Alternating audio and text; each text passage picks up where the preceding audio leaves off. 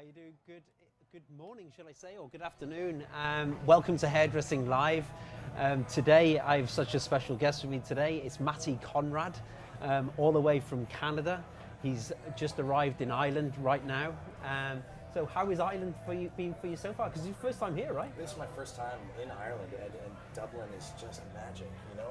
Everybody's been asking me, because I've done so much travel the last few years especially, and say, well, where's your favorite places to go? Where's your favorite places to go? And I know it sounds like BS, but I think Ireland is probably my favorite place. It's up there, isn't it? Oh man, it's climbing the charts quickly. It's the people are so friendly. Just the vibe here is just a magic, you know? It's really magic. It really is, truly. Have you been indulging in the local cuisine, the Guinness? It's by Guinness, yeah. If you mean Guinness, yeah.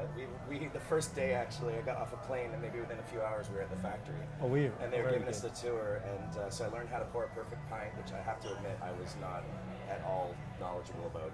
But my God, it tastes good here. The Guinness is just absolutely amazing. So yeah, we've indulged a little. I'm not a big Guinness fan, but I believe it's amazing. I tried it. People said to me, you have to drink 3 of them before you get the real taste for it. But I never got the real taste for it, you know. I'm more of a cider man. By the third one, your taste buds have just gone numb. yeah. It's got to the head. Changes the experience. But listen, you're here for a reason, right? You're here for a reason. You're here for Barber Cut Dublin. So it's a massive event, and it's amazing to be a part of, even for ourselves to be a part of, and interviewing you guys. It's such a pleasure to be here. So you have a connection with Sam, and yeah. Well, you know, the funny thing is that I mean, I've been to tons of barber events all over the world, and I got to tell you, as far as what they're put together here, it's world class, and not just in a way that they've brought together lots of great talent, but what they've really created is a real grassroots vibe to what I think barbering really is. You know what I mean? I don't think community really, isn't it? Yeah. I don't think barbering is this big new trend thing. I don't believe it's that. I think barbering is kind of more like the new punk movement. Think totally. about punk music in the 80s, when everything was glossy glam hair metal. It was really big and polished, and then these rough hewn rockers with tattoos and stuff like that. They didn't have girly flappy hair, you know? It was this thing where they came together. It was like this kind of masculine vibe to it. It was really cool and edgy and rebellious.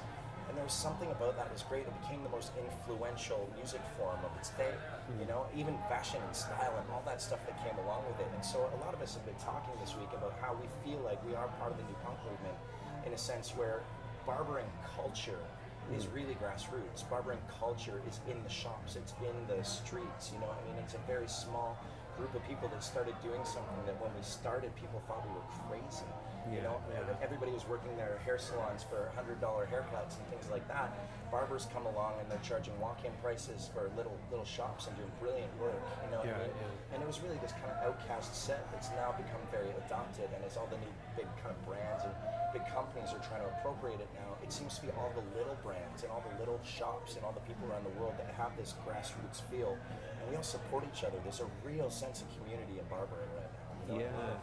And if you really, if you can get your ego aside and really open up to that, it's a really phenomenal community to be a part of. It's something I'm deeply proud to be part of. Asked to be here is incredible. Yeah. I mean, for me, it's actually blown up. Just recently, it's become more mainstream, I guess, you know, with the way the barbering. But I do truly believe it's there. It's been there forever. But it's just been been put on a different pedestal at the moment. Agreed. Totally on a different pedestal. But I do truly believe that it's there to stay. You know, it's not a fad or whatever like that. No. It's always going to be there. I like to think of it as not a trend, but a correction. You know, I mean, we saw things happen in the 1960s that really took barbering into a tailspin. We became irrelevant because we were unwilling to adapt. You know, and what's happened is we went through this long period of the unisex hair salon, and the rise of the salon became very popular and important in culture. But the barber shop has always been about more than just a haircut. You know, what the salons were providing to those customers was not what a barbershop is. A barbershop is a hub of the community. It's where men go to learn how to be around other men. They learn how to talk to men. You see these little guys come into the shop, and they learn how to do a handshake properly. They learn how to take care of themselves. And there's an overall feeling of pride and dignity in it that I think was absent in the salon. And I think people didn't even notice that was missing until they had it again. You know, so the barber shop is not a new thing. It's not a new concept. It's returning to an old concept that was providing more than maybe we thought at the time. Yeah, totally.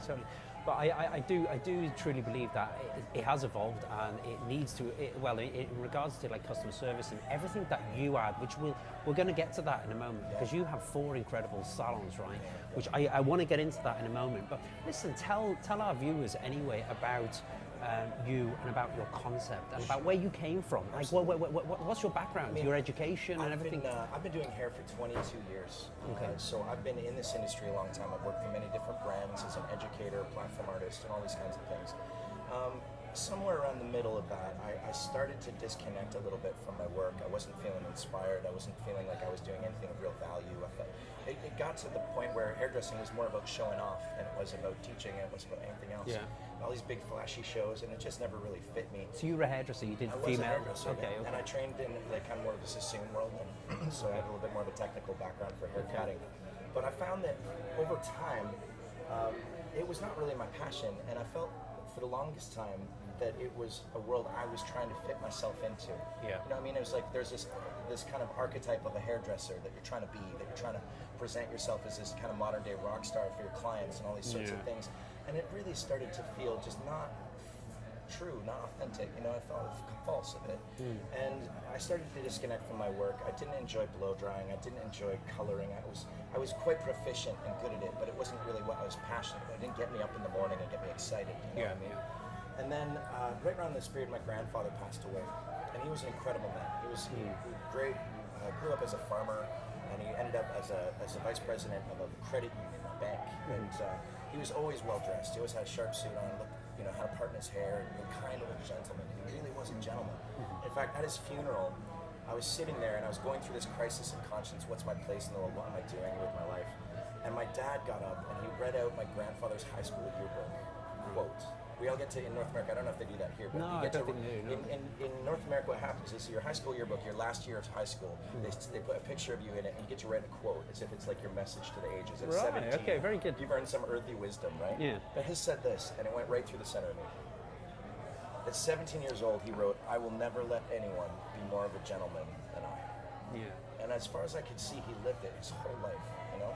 And it really started me down this road of what happened to that guy? What happened to those guys? What happened to that attitude towards life and the gentleman? You know, where did the age of gentleman go to? Because it seemed like it had kind of degraded into moppy bedhead and eyeliner, you know what I mean? And guys wearing lots of scarves and things. And there just didn't seem to be that pride and dignity and personal care and grooming, you know? It's the age of the metrosexual took over. And I don't know anybody that ever took that word as a compliment, you know? It was, to me, it felt like a slight. And so the barber shop for me was my answer to that.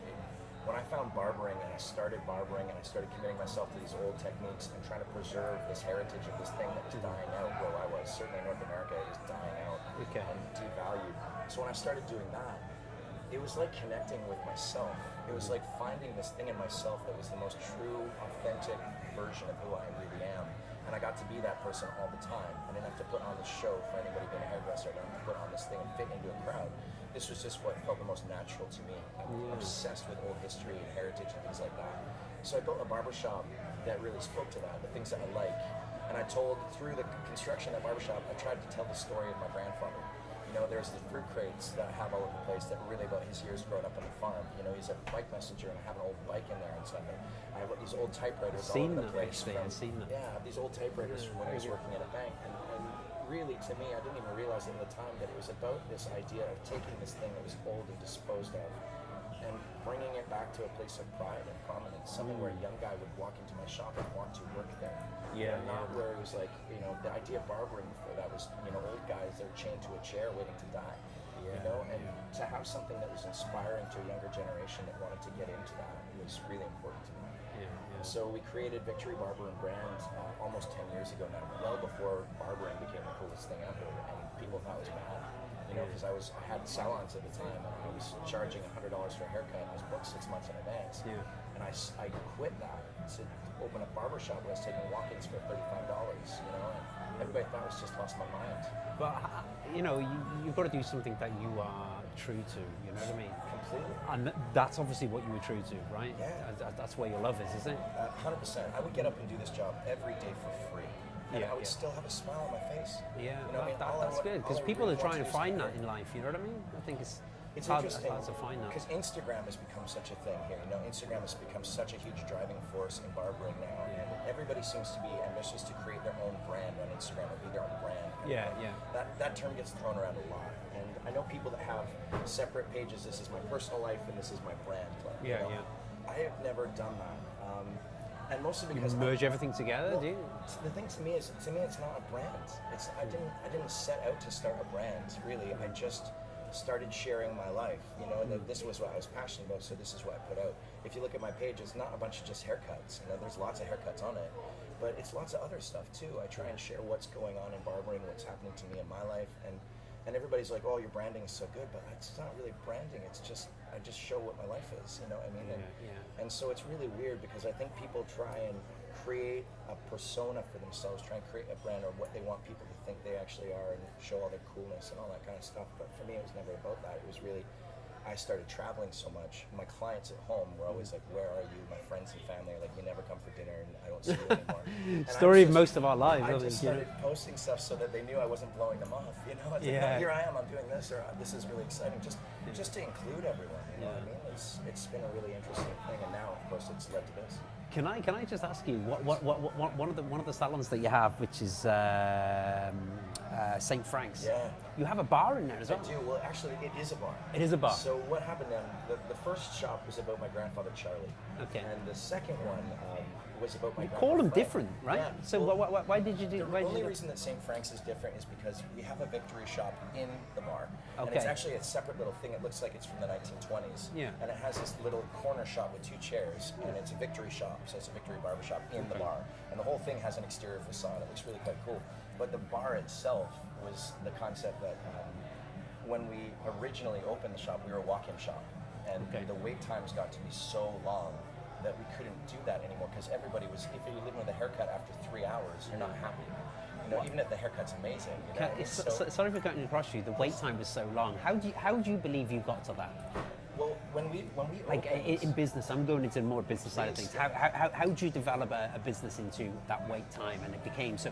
Was it through Instagram? Did you market yourself? Was it just bums on seats? You know, there wasn't really much. I mean, social media, Facebook was happening at the time, but Instagram hadn't really taken off. And so when we opened, I mean, there wasn't a lot of option for that.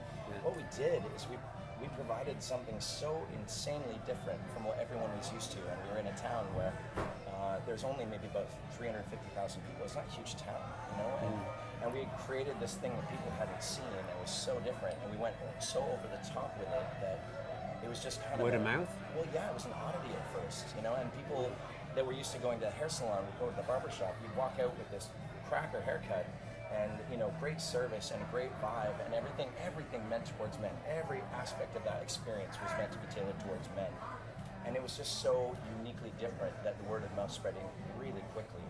I remember the day before we opened the first shop, I slept maybe like 10 minutes that whole night, and I thought to myself, "You've lost your mind. Like you spent all this money, you made this big shop. It was the biggest shop in Canada when we opened, and I thought to myself, "Oh God, you've done it. Like this is insane. You know, and nobody's going to show up. No one's going to get it. And it's going to be crazy." And the very first day that we opened, the landlord of the building and his 5 sons were waiting in line when we opened, and we did their hair, and they came in and had a great time. The next thing you know, other people start trickling in, and within probably a space of about 2 to 3 months, we had regularly full days. Then about maybe 4 to 5 months after that, you know, we were regularly lined up, and it was so much so that we couldn't keep going as a walk-in model. That's Monday to Saturday? Yeah, we're open every day. We're open every day, Sundays, 10 to 7, yes, even Sundays. Wow. And so we were open, and we decided to go to more of we didn't call it a make an appointment thing, like, and you have to make an appointment, but what we actually referred to it for guys was as a complimentary call-ahead service. So what you could do is we would complimentary hold a space for you. You could call us ahead, let us know when you're coming, and we would hold that space. And we positioned it to those guys instead of no, you have to make an appointment, no. No is the worst word you can tell a client. Never, ever. You know I what I mean? totally agree there. You just can't do that. And so for us, it was about Accommodation, isn't it? You have Absolutely. to accommodate them. And us providing a service, is instead of just saying no, you have to do this. This is the rules. We're like, no, we want to provide you a service. Or policy. I hate all that. You know, it's like, no, you've got to accommodate them. Bring them in. You know what I mean? I hate that. Feel valued, firstly. Completely. And I hate when people talk about business like it's not personal. You know what I mean? Like, oh, it's just business. It's not personal. No, that's not not at all. No, no, that's not a thing. That's how you rub people up the wrong way, I think. I agree. And so once we had that going, the idea was that sitting around a barber shop for a couple hours is quite boring, really. I mean, it's cool a little bit, music is good and all that sort of thing. But I mean, if you're waiting and waiting, yeah. So what we did is we realized that the most amount of walk-ins that we were having to turn away, they were coming in the evenings after work, and they were coming. Guys post-work want to come get sharpened up. You know what I mean? That's the free time that they had. And so what we thought about doing is opening an evening shop, something that was open at night that just took walk-ins. We don't take appointments, only walk-ins. And then St. Frank's was the bar concept that we had, where that's really the waiting room. Okay. Right? So you're not happy to wait in a barber shop for 2 hours, but if you sit with a pint for a couple hours in the bar, you're quite happy. Yeah, and not only that, but you're paying me to sit there buying my beer. You know. So really, we created this bar, and we thought, well, okay, this would be a neat project. But what ended up happening was the bar became really popular, and people even like the girlfriends would be coming waiting for the lads, and the next thing you know, it's like it just becomes the local hotspot. Wow! Barbers in there 5 nights a week, open until about 11 o'clock at night, and guys just come and line up, and we cut their hair in there. And what's been really cool is that a lot of my friends now that I've met through Instagram and through traveling and teaching have seen the bar, and they're like, I really want to come and do a spot there. And so Rob from Scorum, who's a very dear friend of mine, he was out for a visit. He's like, hey, let's do a night together cutting hair in your bar. And I was like, yeah, that's great. So we did it. We filmed it. We made this nice little video about it and stuff. Jesus. These are like just cool little things because it's just walk-in clients, and there's something so brilliant about just getting to sit in a shop and just be a barber. Not be the social media anything, not be Rob from Scorum, not be the boss of your shop. Just be able to sit in someone else's shop and just be a barber. Just the most beautiful, pure part of what you love about your job. None of the other stuff that can sometimes be a bit of a grind. And it's magic, man. You get two barbers together just cutting hair and having a laugh, and it's magic.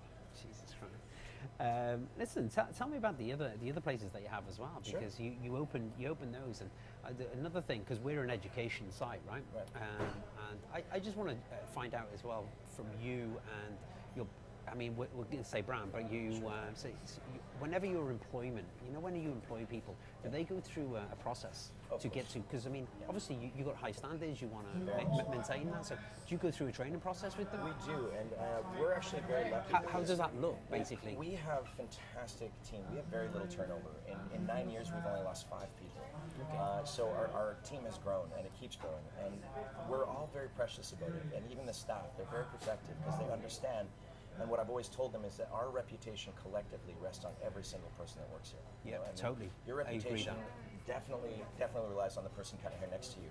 And so it's given us very much a team focus where when you come and you earn your place at the shop, everyone will teach you everything. But that's the important part when new people start. I always tell them, look, you've got to earn the respect of the people here because they're the ones that are going to make you better. Yeah. You can't ask for respect either. Do you know what I mean? It kind of comes with. So one of the new shops that we have is north of us, only about an hour and a half in a much smaller town.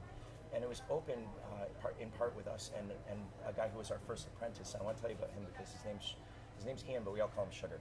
Now, Sugar was in hair school. He is colorblind, right? He's colorblind, so he couldn't be a colorist. He couldn't learn any of that stuff. Okay. And they don't have barber schools open where we are, so he had to go to hair school. But by the time it came to the color component and stuff, he was like, well, this is pointless. So he talked the school into letting us do his hours for him. He could come and work with us, and we would train him, and we would get him barbering, and that's all he wanted anyway.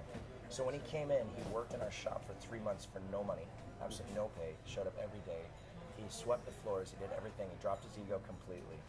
And I gotta tell you, he earned the respect of every single person in that shop. And by the time it came time for him to get his training and really start to learn, every single barber invested in his training. Every single person taught him what they were great at. And he became a very, very talented barber, very proficient kid. His work is beautiful now. And so he was driving at that point, though. He's living an hour and a half from town, and he was driving every day an hour and a half each way to come and work in our shop for 6 years. It's dedication for you. Unbelievable. You've got to have admiration for that. You do. And so when a man like that comes to you and says, look, I love you guys. I've been working with this team forever. I want to be part of what's going on, but I need to do something at home. I want to open my own shop. Will you guys partner with me? That's a no-brainer. We're like, absolutely. You come from our stock. You know our culture. You've been worked harder than anyone else. You deserve that. And so our 4th shop is in a place called Duncan. We call it Victory North, and it's North Island, which is where we are. And we opened it with him just a few months ago, and he's got his own shop, and we've got a coffee shop in it instead of a bar. Okay. So we've got a nice little coffee shop in there, because somehow I've become known for drinking shitty coffee around the world, which is the weirdest. I don't think people even know I cut hair. I think they just think I go around drinking shitty cups of coffee everywhere. So. Listen, I was looking you up beforehand, and I see some amazing videos. I thought that was absolutely class. You did it with Schwarzkopf. I was like, how did it become from you becoming the main person for those videos? Yeah. That was incredible. You became the main person for those videos, and if you haven't seen the videos, you must have go onto his page and have a look at the videos because they're amazing. I've got to say they're really, really Thanks. Have you ever been in a conversation with somebody in a bar? You might have had a few too many drinks. Yeah. And then something comes up and you go, you know, it'd be really funny.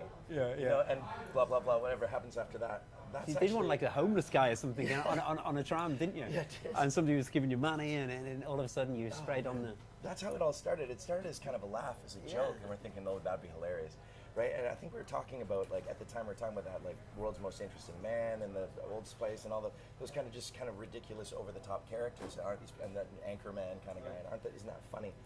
And then it just kind of evolved into that, and before you know it, I was getting a phone call. They're like, Matty, we're going to do those commercials, and I was like, what commercials? So the one we're talking about in the bar, and we were drunk that night. I was thinking, like, Really? Did I sign up to that? You're gonna have to remind me what we're talking about here. And they said, great. Oh yeah. Great. The commercials. Who are we gonna get to do it? And they're like, you. I was like, oh no, sir, no, I don't. I have no acting experience at all. And I was thinking to myself, you're crazy. And they're like, no, you'll be perfect. And so they put me in this thing, and before you know it, I'm flown down to Los Angeles. We're on the biggest soundstage in Hollywood, where they filmed like Parks and Recreation and all these great shows. And I'm sitting here and I'm thinking to myself, like, how the hell did I get into this? And we're sitting on this like. We're sitting on this tram car that was in Seinfeld and things like that on a big soundstage, and before you know it, this whole thing's kind of up and going. And I'm reading these lines into the camera, and I'm just trying not to screw it up. And I think I look really intense because I'm trying to not fuck up my lines. So the whole thing just became funny. And then the next thing you know, we're doing another one in Malibu, and then they did one up in Canada, and it just turned into this really silly thing that everybody seemed to see it. I think like 1 million people saw it or something. My God, it was amazing. I thought they were very, very good, very clever, very clever. I'm no better than the person behind the chair, I've got to say. Do you know what I mean? Get them involved with it, and you know, I thought very, very good. Rather than get actors or people to rehearse that, you're true to what your profession, and I think it's, you know, I think it's very important that they got you involved with it. I thought it was very good. Listen, tell me your product brand. Yes. You've released a product brand as well. This has been a passion project for me. I mean, a lot of this was... There's a lot of noise out there. Well, I always admire people going out to do products, right? And I go, there's so much competition, there's so much noise out there. Why did you end up going into that? It's a huge market. I've worked for a lot of product lines for a long time, and I understand how the corporate world, the corporate aspect of this works. But like I was saying earlier, I don't really see barbering as a corporate thing. I don't see it as that. I see it as really grassroots and smaller, and it's like the craft beer thing, you know. I mean, there's still huge breweries out there putting out stuff that's very internationally famous. But I find the most interesting stuff coming out of the small breweries. Totally. I feel like it's very much like that. I think that being a smaller company, being something really tiny, allows you to do something maybe a little more interesting and a little more current, without trying to please everybody. You know, like, I don't know the recipe. People going on stage now. It's Paul Mack, he's a big deal. I don't know the recipe to success, but I know the recipe to failure is trying to please everyone, you know? Okay. And so for me, it was about trying to do something that spoke to the style of work that I like to do, the things that I love, the work I'm trying to create, and the conversation that I'm trying to move forward in barbering, so that we don't become stuck in what we've been doing. You know, I mean, pomades, water-based pomades have been the #1 growth market in this industry for the last 4 years in a row. They've been the top-selling product. They outsold hairsprays. You know, and so it's a big thing. It's no secret that men's grooming market is massive. But I feel like everybody is trying to replicate the thing that was most popular maybe 4 or 5 years ago. As a big companies, they're looking backwards, and I'm trying to look forward. And what is coming? What is likely going to be necessary? What do I need right now? And so I was able to create my own, and I never intended for it to be a big thing. I always intended it to be small. You know, I thought, okay, cool, small, vital brand. If we get a few stockists, great. You know. And so we did a launch event in Austin, Texas, just a few months ago, and not quite 2 months ago now. And the response has been overwhelming. Like, I can't believe it. It's just mental. So, I mean, thank you, everybody who's been supporting our brand. I appreciate it so much. It's been just unexpected. Amazing. Listen, what next for you? Anyway, what next for you, your brand, your product brand, your salons? Is it more salons? Is it more barbers? Is it? Salons is very tough. My best friend has become my business partner. He's been with me since the very beginning, managing the first shop. He runs the shops now. I do the brands, and then I travel around doing education. And so next weekend I'm off into Tokyo and working with another brand over there and having some fun with those guys. I'm getting a chance to get a little bit of exposure around and meet everyone, but I'm going to really focus on working for myself, doing my own brand, collaborating with other brands. I mean, I've got so many friends in this industry that have their own brands as well. And the great thing about that is that we are super supportive of each other. I think there might be an appearance that we're all, that we're all competitors and we're trying to one up each other, but it's just not the case. Especially guys like Andrew does hair, has got a brilliant brand, ADH. You know what I mean? I've got the guys over at Sam's who got Pomp & Co. and they're doing a lovely product. You know, and to have us all sit there, you know what I mean? And the Wrangell guys, very good friends of mine. You know, to have us all be able to sit down and share with each other and support each other and visually support each other, you know, I think is very important in growing this culture and this community. Because we will always take community over competition and collaboration over competition every time. Because nobody wins when we're all trying to one up each other and dug each other down. There's room for everyone. There's room for everybody in this. It's a huge market. And so the nicest thing about that is we're looking at some really cool collaborations, working together with other brands and other products. We have a tour that's going to be coming up this year with myself and then Kevin Lutchman, who's of course probably well known to you. Yeah, and, Kevin's been on the program. He's brilliant. I think he's one of the best barbers on the planet as far as technical ability goes. He's just unmatched. He's incredible. We always talked about the bridging the gap between barbering and hairdressing. Do you know what I mean? And it has. I truly believe it has, because it's crossed over immensely. Do you know? So totally agree with what he was saying there to me on the program anyway. But look, you're going to be on stage soon. Yeah, anyway, you're on stage at 2:30, aren't you? Probably prep my models. Yeah. So what are you doing on stage anyway? Well, we're going to be doing a haircut. I'm working with Mikey Hendrick, who's also led over from the U.S. He's a friend of mine. We worked together at Project X at Scorum a few months back in Rotterdam, and we've become really good friends. And our style of work and our style of approach to our who we are and how we are online is very, very different, but at the same time we're quite good friends, so I think it'll be really complementary to each other. We're going to do, I'm going to do a little bit of hair cutting. I think that if anybody shows up to something like this expecting to see the best haircut they've ever seen, well, that's just not going to happen, you know, on stage in a bar with a kind of questionable lighting and stuff.